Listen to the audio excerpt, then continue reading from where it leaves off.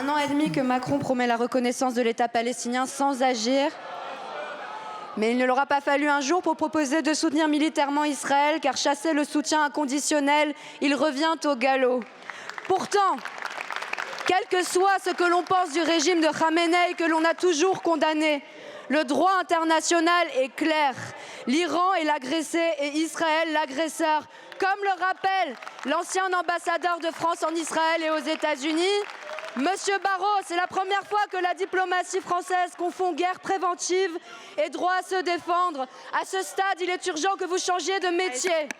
Netanyahou a tué 408 personnes en Iran. Il est aussi responsable, et je le dis, de la mort de 13 citoyens israéliens. Je l'assume, c'est sa responsabilité. Ni Netanyahou, ni Khamenei, et l'appel du mouvement Femmes, Vie, Liberté. Car quand des jeunes sont pendus à l'aube, le régime des mollahs est le seul responsable. Mais quand des hôpitaux sont bombardés et que des enfants meurent sous les décombres, c'est Netanyahou qui les a tués.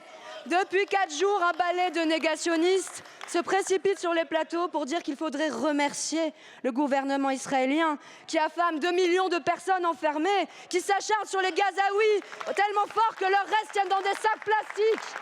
Plutôt mourir! Quel esprit malade peut encore croire que la démocratie se cache dans ce gouvernement?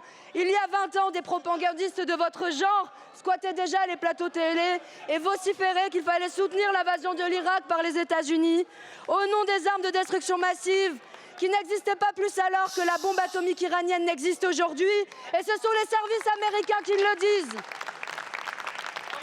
C'est l'honneur de la France d'avoir refusé de tacher ses mains du sang de millions de morts d'Irakiens qui ont suivi. Aujourd'hui, vous voulez précipiter des centaines de millions de personnes dans l'abîme. Vous nous faites honte. Votre gouvernement est transitoire.